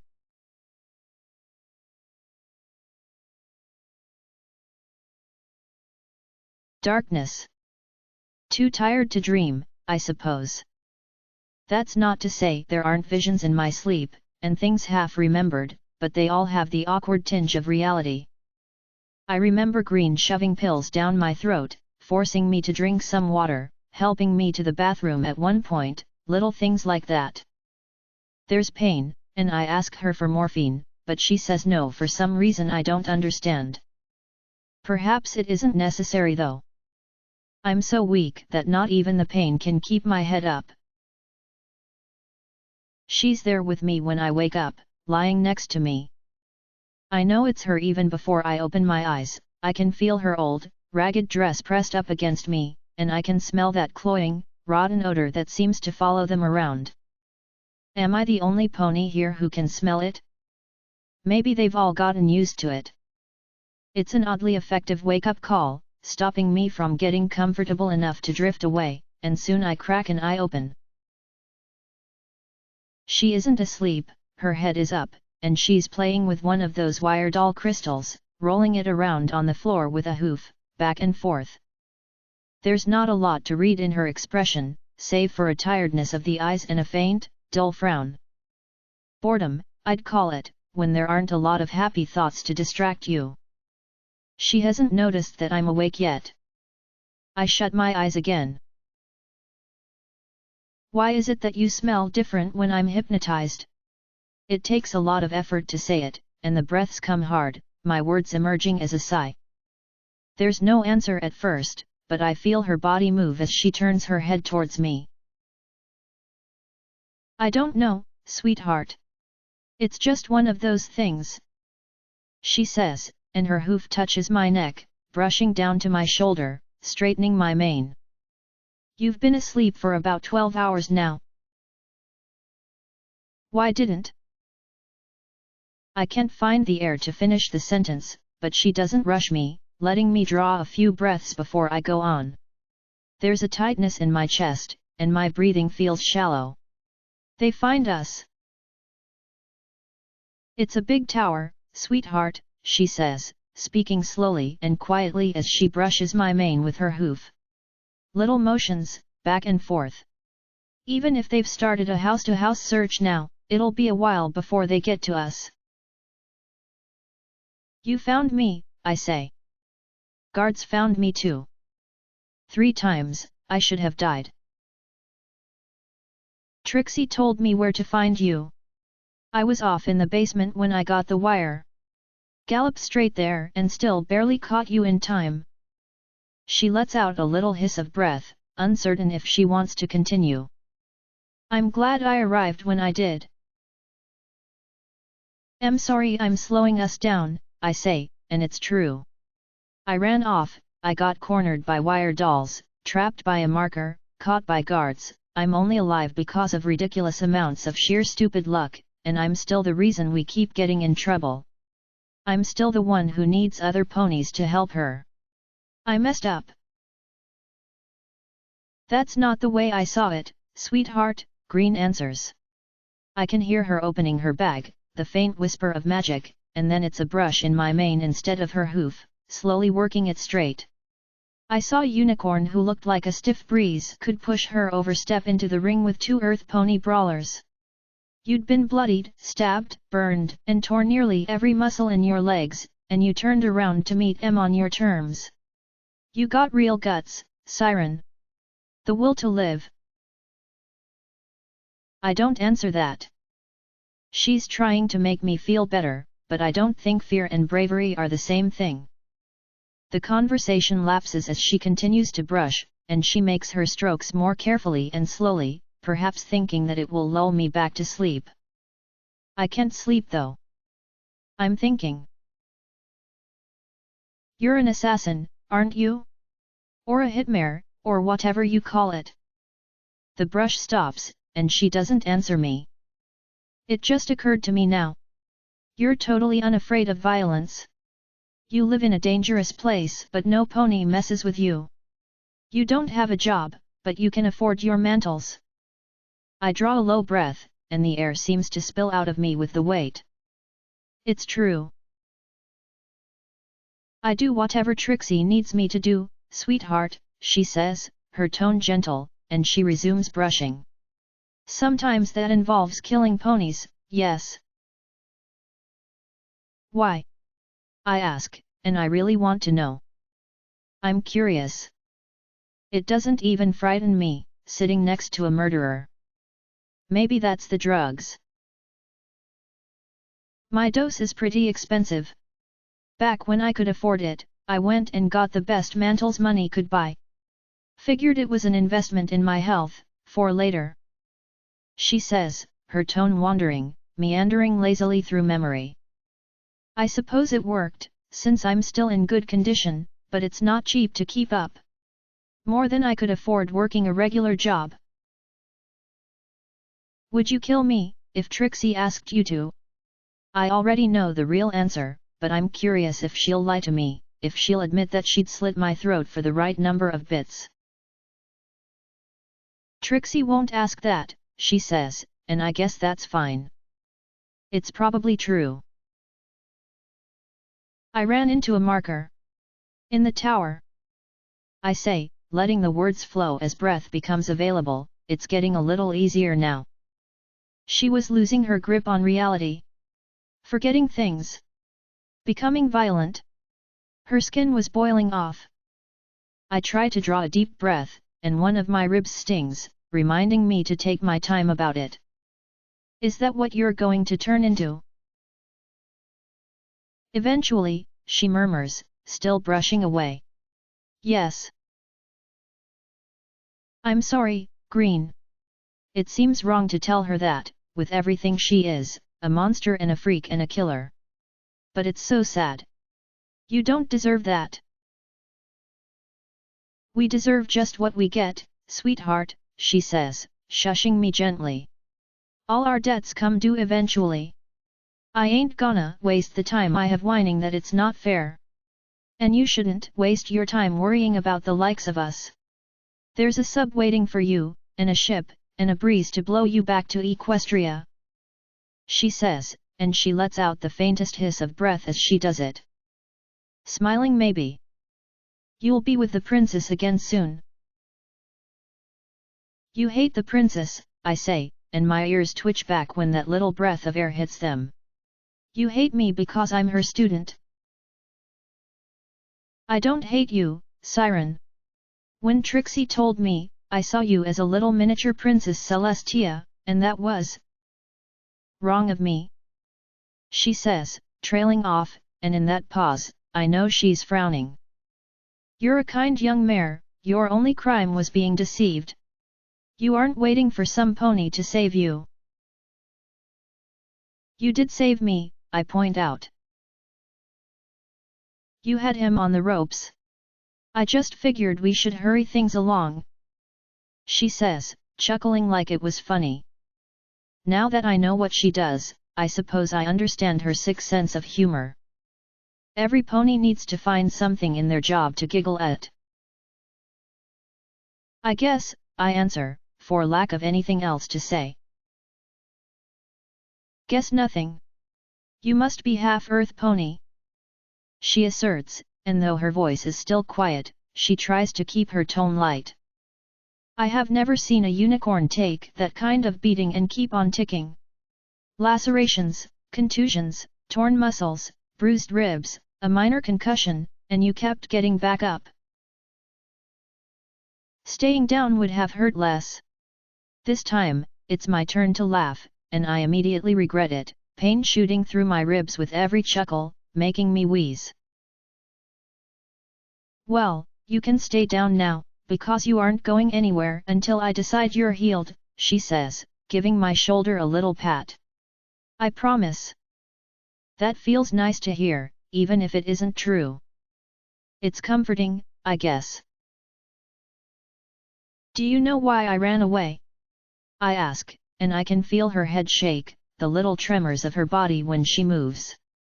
Barry wanted to give me a mantle so I wouldn't be afraid. To make me like her so you could manage me more easily. I trail off, not sure what to say. What can I say? If Trixie told you to? She presses a hoof to my lips. Shh, she whispers, drawing out the sound long and slow. Her horseshoe is cold against my muzzle, worn so smooth by years of use that I can't even feel the nails. It's a part of her hoof. Like the dress is a part of her. I can feel the fabric touching me, whenever she takes a breath, and her sides push the dress against me a little. It's not like whitewash's smock, left to decay in time. It feels clean, kept up, so carefully preserved. It's so worn and ragged, but it won't admit it until the day the last thread in it frays. There are lots of ponies who prefer to wear clothes, but I think she's the first pony I've met who would actually be naked without them. I guess that's okay. Can I hear you sing? I ask, if only because I can't think of anything else to ask. She stammers, stumbling suddenly in the conversation. It's been a long time since I sang anything, sweetheart. Please? Just something simple. I say. She doesn't answer at first, folding and unfolding her hooves awkwardly. It's a good few seconds before she makes any noise at all, gently shaking her head. Then she takes a breath. A gentle breeze from high in the mountains softly blows through the air to the bay. It fills the sails of ships that are waiting to sail your troubles to sea. She sings. She really is a talentless hack. Her voice is sweet, but she has no idea how to use it, bumbling through the words without grace or distinction. That song is a classic, and she's butchering it. It still helps me sleep though.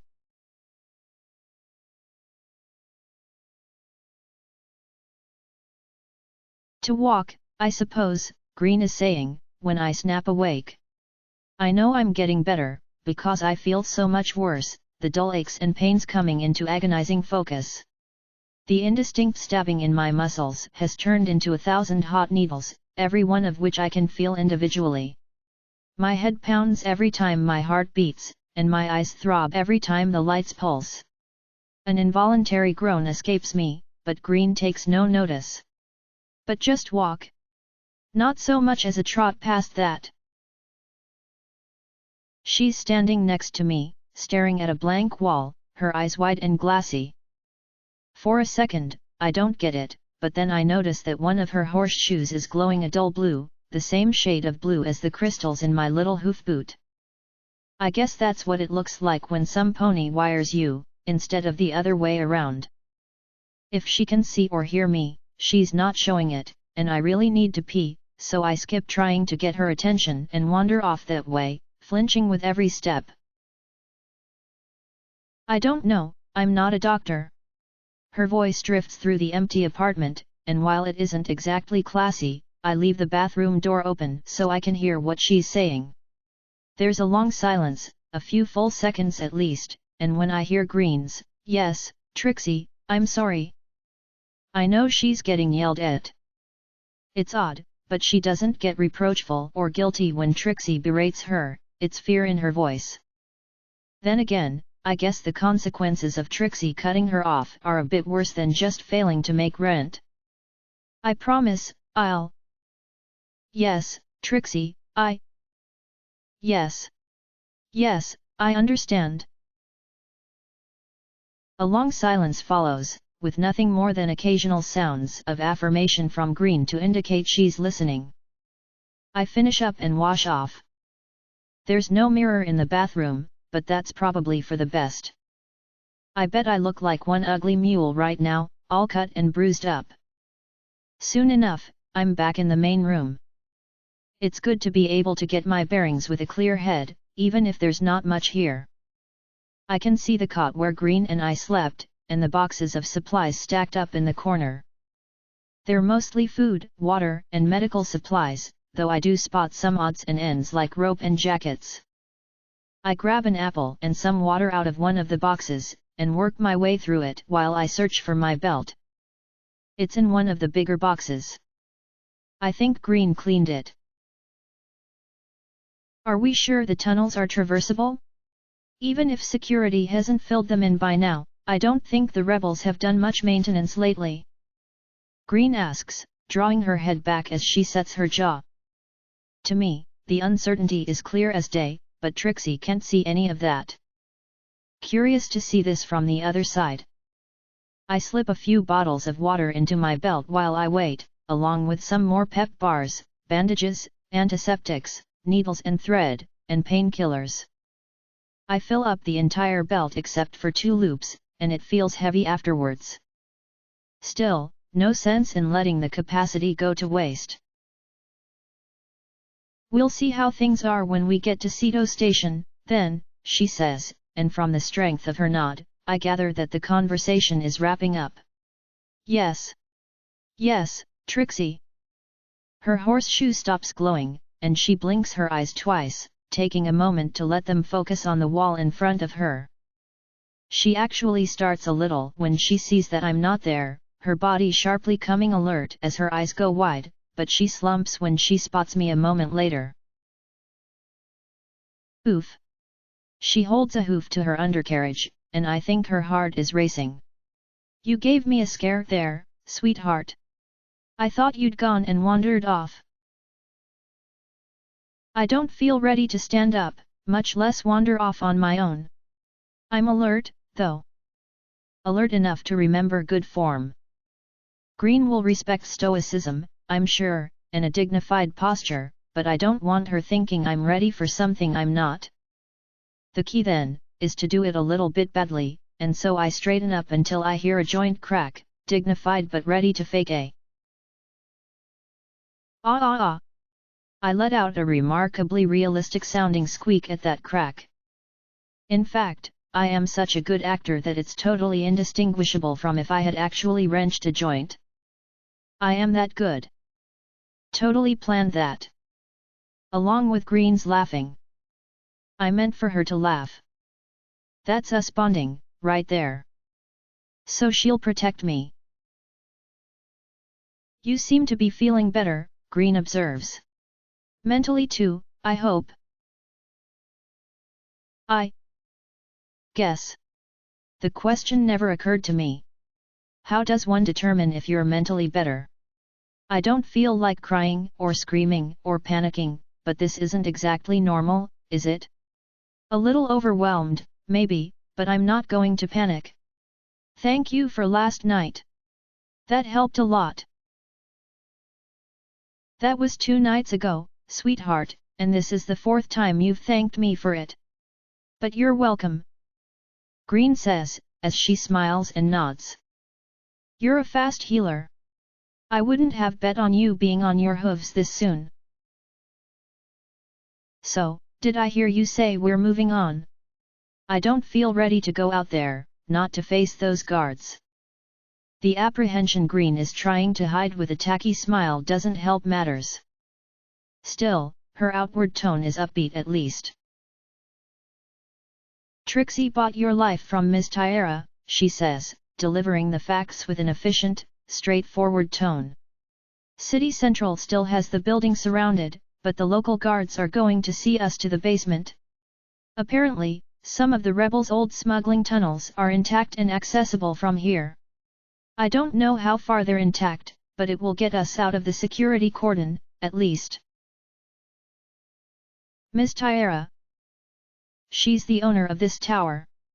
To be safe, I wait for Green to nod before I go on.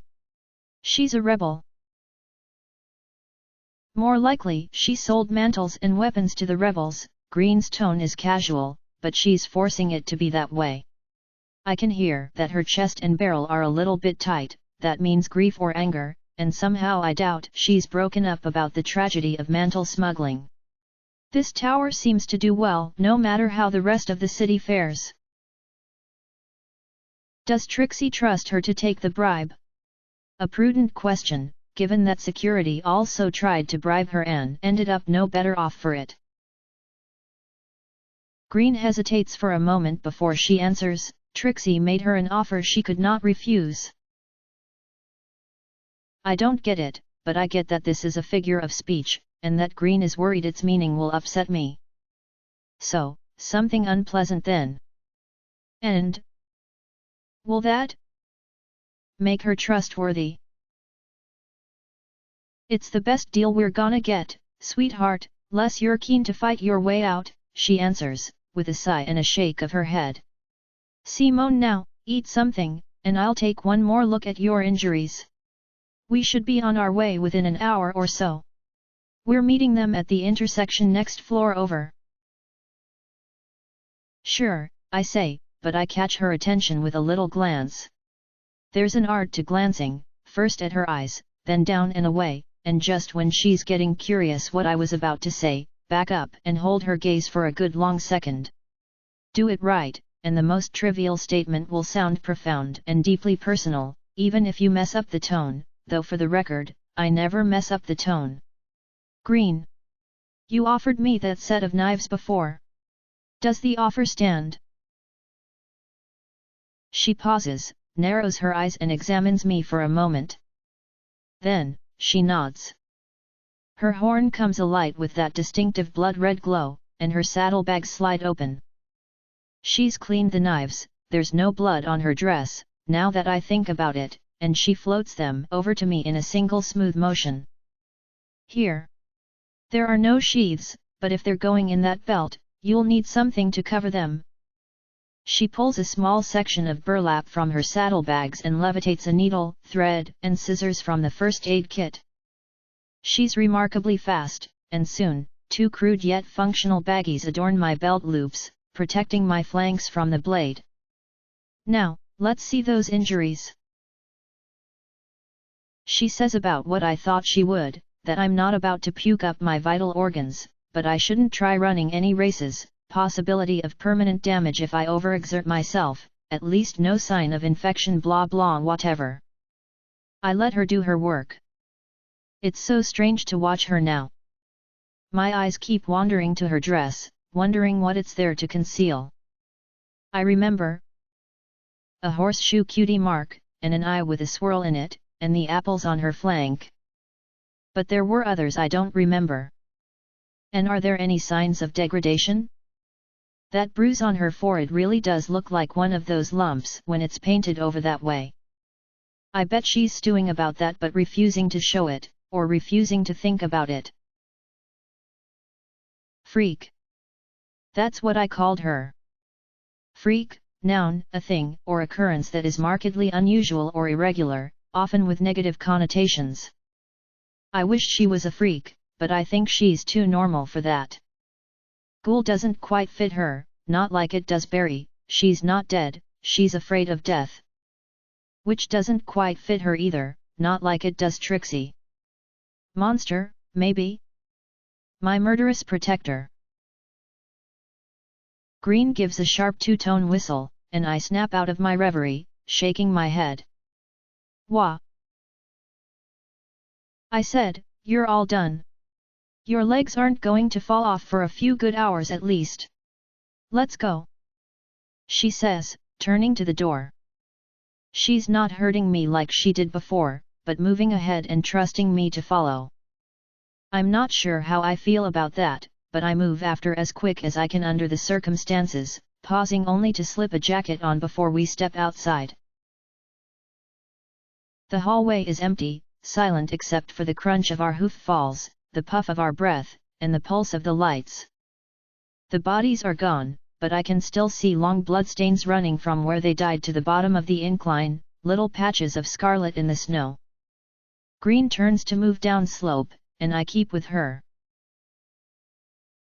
It doesn't take us long to reach the intersection, a five-way split this time.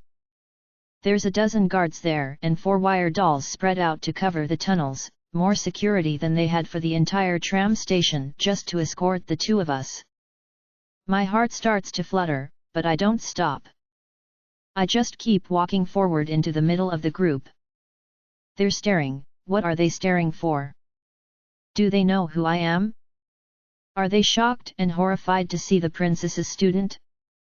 I try to turn away from them, but I end up looking at one of the wire dolls instead, and that doesn't help at all. I can see my reflection in its eyes and they're all around us. Why do they need so many guards to walk us to the exit? It's a trap. It's a trap. We're gonna die. Green's hoof presses against my side, blocking me from drawing the knife as I take a hold of it. What's she's doing? What's she doing? Shh. She gives a little shake of her head. I let go of the knife. She pats my shoulder. Siren Song and Company. I presume? One of the guards asks, stepping forward. He's a purple Pegasus stallion with a strange cutie mark on his cheek that depicts a Pegasus mare rearing over a starburst. From his expression, he's a little less nervous than the others, but I think that's only because he feels he has to put on a strong face. I'm about to speak when Green takes a step forward. You would be correct, Green answers him. You're here to take us to the tunnels. By way of Ms. Tiara, yes. She wants to have a word with Siren and... What do I call you? He gestures at Green with a hoof. You don't, Loverboy. You're our escort, now would you kindly escort us? She makes a faint little waving motion with her hoof, and he seems to lose his train of thought. I would call it obvious, but none of the other guards catch on, so I'm not going to complain. He barks orders, and soon enough we're moving through the tower at a steady walk, headed in through the wide corridors. It doesn't seem to be that long before we stop, although my attention is mostly on the pain in my legs, so I'm not paying a lot of heed to exactly how far we've walked. The guards draw up, Green holds out a leg to stop me, and I realize we're in front of an impressive set of oaken double doors, the image of a five-pointed tiara emblazoned on them in silver, half of the image on each door. A guard knocks, the door opens a crack, and there's a whispered conversation. Soon enough, we're let on through. The doors don't open all the way, to keep the heat in, I guess, only parting enough for a single pony to pass. The wire dolls move in first, then us, then two of the guards, and then the doors shut. We're in the foyer of an office done up in an absolutely horrific style, dark red plush carpeting, beige paint on the walls, and hearth-warming Eve decorations everywhere. From the shape of it, there are a number of offices that connect to this space, but the guards and wire dolls lead us straight through to the one in the back, knocking at the wooden door there. Enter. A sharp feminine voice calls, and the door slides open to let us and our escorts in. We're in a smaller office now, containing a cluttered desk, some cabinets, a few pictures on the walls, and a high-backed chair that currently holds a garishly pink earth pony mare. A silver tiara rests on her head, her namesake, I suppose, blending poorly with her purple and white mane. No cutie marks that I can see, but the desk is so high and she's pulled up so close that I can't see much below her shoulders anyway. Still, she appears to be about my age, too young for all of this. Ah, if it isn't the mare of the hour. She gestures me forward. And Green as well. A pleasure. Diamond, Green greets the mare behind the desk, her tone openly wary. There are guards all around us, ready with weapons. I try to seem indifferent, but I know I'm failing. I keep glancing around, eyeing those knives, seeing when they step towards us. It was my understanding we were going straight to meet Berry Punch. I hope she hasn't suffered any misfortune in the interim. Now, Green, I don't appreciate that accusation, Diamond Tiara says in a cool tone. Miss Punch is a resident of my tower. I do take the safety of my tenants seriously. Her voice is relaxed, but her posture is too stiff and artificial for that, eyes narrowed, shoulders tight, back straight. I know she's alert, and I'd bet she's angry, but she's not giving away much more than that. Can we see her? Green asks, direct and to the point, her gaze focused on the mare behind the desk. Diamond Tiara doesn't answer right away, letting Green stew in her uncertainty. It's only after a hefty pause that she reaches behind the desk to hit something, and a side door opens to the office. Berry comes through it, shoved by a wire doll behind her, and she soon stumbles into place beside Green. I can't worry about her now. I have to try and be brave, not let the guards see how frightened I am. I wonder if Berry is looking at me, planning when to give me the mantle. It was also my understanding that we were going directly to the tunnels, Green continues, her whole body stiff. She's nervous, and I don't like it when she's nervous because that makes me. Deep breath, Siren. Has there been some problem there? To an extent, but nothing that can't be overcome, I'm sure, Diamond says, leaning back in the chair and tapping the tips of her hooves together. I need you to wire Trixie, to renegotiate the terms of your release. Listen, I understand your situation, Green says, trying to soften her tone with limited success. But that's a matter between you and Trixie. You can wire her yourself.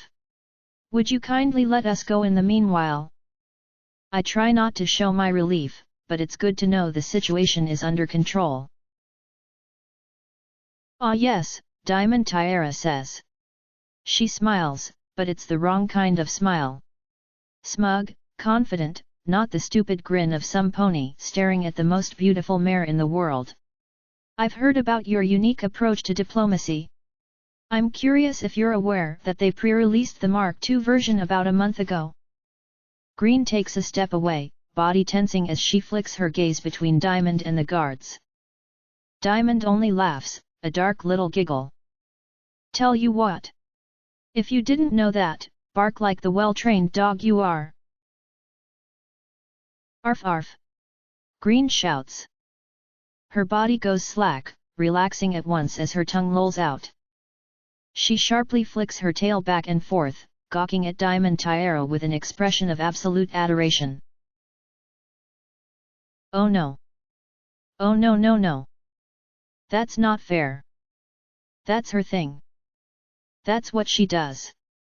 It has to work! You really should keep your mantles up to date! Diamond Tiara tut-tuts Green, feigning disappointment as she shakes her head. Still, this is a good bit for you. It really makes you seem more approachable. Diamond Tiara stands up behind her desk, reaching down into a drawer to find a pink rubber ball. When she rises, I can see her lower body more clearly, a Tiara cutie mark on her flank, an eye with a golden swirl inside on her leg, a pile of bits near the base of her tail, and I think there's something on her back. Who wants the rubber ball? She coos at Green, who eagerly hops up and down. You do? You want the rubber ball? Go get the ball! She flicks the ball off her desk, and Green eagerly pounces on it with her 4 hooves, catching it in her mouth and chewing. Green! I call to her at a whisper, leaning down next to her and nudging her shoulders. Green! Green, snap out of it! She growls at me, pulling the ball away and defensively folding her hooves over it. Green, you need to wake up! Is there a point to this? Barry asks with a level tone, and my head snaps up to her. I'm alone. I'm alone with Barry and the guards. I can feel my heart racing, the room heating up, it's getting hard to breathe. Diamond Tiara doesn't answer. After the silence gets too long, I turn back to her, and I realize that she's staring at me. She's looking right at me, level and evaluating. She's not putting on airs, she's searching for something. But I don't understand and I don't know what to do. She sees me watching though, and turns away, reaching across her desk to push one of those miniature wire dolls into the center. A point, Barry? Diamond Tiara asks, her teeth set on edge, her tone dropping into an icy rigidity. 15 of my guards are dead because of that filly beside you, and Trixie thinks she can bully me into pretending it didn't happen. She offered you a fair deal, Barry replies, as Green looks between them with wide, uncomprehending eyes. She's wondering when one of them is going to throw the ball again. Tell me, Diamond Tiara demands, her stare faintly narrowing. By what standard is, do it and I won't have you killed, a fair deal? That is an oversimplification, Barry says, her tone calm as ever, but Diamond Tiara's expression doesn't change. I'm not so sure that it is, she answers, and I can hear the pent-up rage she's hiding under that icy exterior. However, It is surely an accurate description of the terms you are being offered. She emphasizes her words with a shove of the wire doll towards the edge of the desk. Barry turns her head left, then right, taking in the guards around us. She gives in without the slightest show of defeat, stepping up to the doll and then rummaging through her saddlebags for the crystal. It doesn't take her long to find it, and she leans her head around to slot it into the doll's flank. The little thing twitches, hums, and comes to life. "Trixie," Barry greets the doll. Green barks twice. I don't say anything. What can I say? "Barry," Trixie answers through the doll's mechanical intonations. Her tone is flat, almost bored, but something is wrong with the doll, and the pitch of her voice wavers up and down randomly. The doll twists around on its little stand, looking over its shoulder at the desk. "Diamond! What's the meaning of this?" "I want 150,000 bits for Siren and the other two," Diamond Tiara answers, quick and to the point.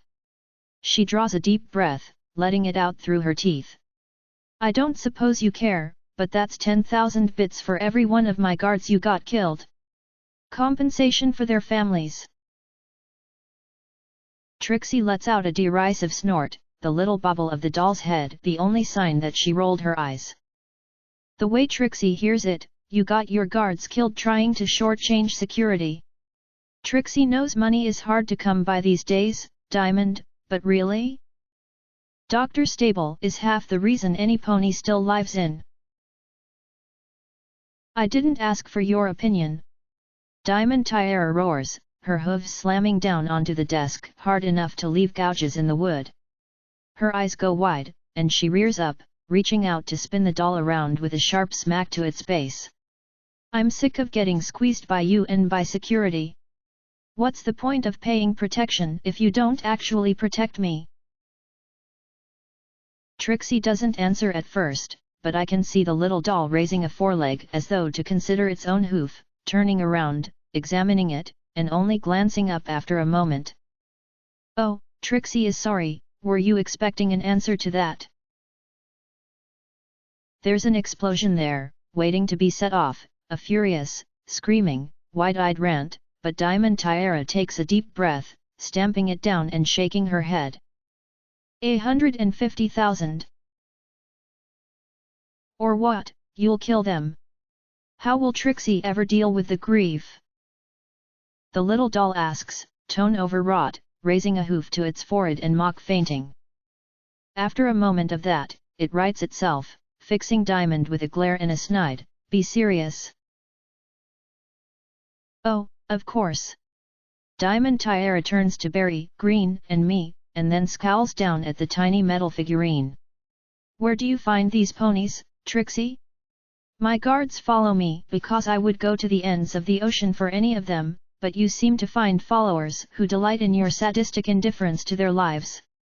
I suppose when they've been particularly good, you do them the honor of beating them in person." "This is starting to get boring," Trixie replies, her tone flat. Trixie doesn't care if they live or die, but Trixie does have a reputation to maintain. Touch any of them, and Trixie will have you drawn and quartered right in the middle of that lovely bazaar of yours. "That's kind of an over-the-top threat even for you, Trixie," Diamond answers, but that confidence is flowing back into her smirk. "But you are even more full of it than usual today.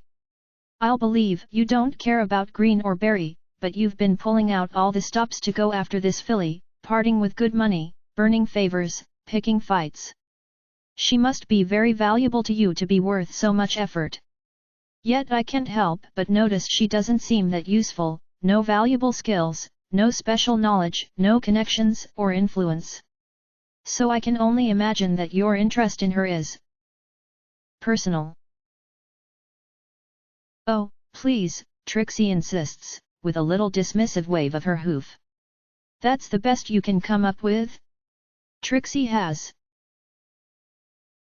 no family, no friends, no pony she cares about," Diamond Tiara spits caustically, sneering down at the little doll. "I don't buy the whole mare of mystery act, Trixie. What is she to you? A niece, a cousin, a friend? Some pony you had hidden away so they couldn't be used against you. Oh, yes. That's it. You got Trixie. Trixie answers, her voice dripping disdain. Well. With such a secret out, it seems like Trixie's only recourse would be to say that if you touch a hair on their bodies, Trixie will have you killed. A faint pause hangs in the wake of that declaration. Oh, wait. Hold on. You think this is funny? Diamond shouts, body tense and tone sharp. More sad, really. The doll gives the faintest of sighs, tilting its head to the side. You don't have the guts for this city, Diamond, you never did.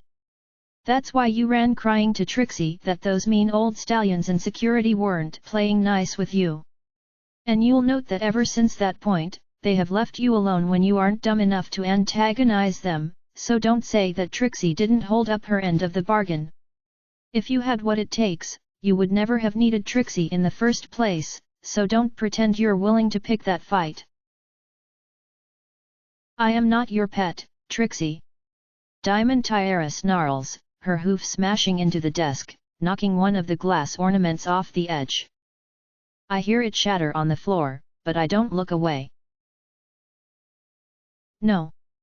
Good pets are hard to come by, but this city is full of ponies dumb enough to think that running a successful business means they have what it takes to play war. Trixie answers, unfazed. I built this tower and I took care of the ponies in it. Don't you mock that, you stuck-up lunatic! She screams, mane out of order as she leans in to glower down at the doll. Her head is almost bigger than its entire body, but Trixie doesn't so much as twitch. You think I haven't got the guts? She sharply turns to us. Tell you what, Green. Come over here and lay your head on the edge of the desk. Green shrugs me off without a second thought, pushing me aside as she trots right up to Diamond Tiara, laying her head on hard desk's edge. Diamond Tiara turns the wire doll around so that it's pointed right at Green, forcibly tilting its head down to gaze into her eyes. Tell you what, Green. Tell Trixie that this is Siren next if she doesn't get the message. Siren's up here next if you don't get the message. Green tells the doll in front of her, sing-song, cheerful, as Diamond picks up one of the heaviest decorations on the deck, a solid brass bookend. Diamond, there's no. Shut up. Diamond snarls. The bookend is heavy enough that she has to hold it between two hooves. She raises it high, and brings it down on the top of Green's head. There's a loud, wet crack, her head slamming down against the edge of the hardwood. At once, her eyes go unfocused, and she starts to slump to the floor, but one of the guards rushes forward to grab her, holding her up and pinning her to the wood. Diamond Tiara raises the bookend. Stop! I shout, leaping across the little room. The guard is in my way, but I manage to shove myself between him and the desk, wrapping my forelegs around Green's head. I can barely stand up that way, teetering back and forth on two hooves as I try to find something to brace against. All my legs are burning, shaking with pain, but I can't let go. Stop! You'll kill her! You win, okay? I can tell I'm tearing up, and I know I'm screaming, but I don't know what else to do. You win! I'm sorry I got your tower messed up. I was frightened by security and I ran and I didn't realize I was leading them somewhere. I'm sorry. You win. Just don't hurt her. Diamond Tiara doesn't say anything. At first, the bookend is still above her head, and she draws deep, quick breaths, her eyes wide. Well. Trixie will do as you have demanded if you release the three of them, the little wire doll says, its mechanical voice restrained and stiff. There is no need for any further unpleasantness, so long as you keep your conclusions a secret. Keep them a secret indefinitely, and Trixie will forget that this ever occurred. We can call it a new understanding between us. Barry will shake on it. There's a pause before Diamond Tiara answers, and when she does, her voice is quieter, lower. Take the green one outside. Make sure she doesn't die. The guards and dolls hesitate, but she makes a sharp gesture with a hoof. I don't let go, I can't let go. She might slip and her head could hit the desk. But then there's a cable wrapped around my foreleg, and one of the guards has my other leg, and they're pulling me off her, yanking me away no matter how much I struggle and shout, dragging Green off. Be quiet. Diamond Tiara snaps at me, and I fall silent, trying not to sniffle too much. After a moment, she reaches out and gives Barry the most angry hoof shake I've ever seen, just about grinding her hoof into the other earth ponies. After a moment, they finally pull apart, trading Barry's flat expression for Tiara's toxic glare. Fine, Diamond Tiara snaps, sitting back in her chair and yawning as she moves a hoof to cover her mouth. Get them out of here before I change my mind. The guards pull us away, back into the main room.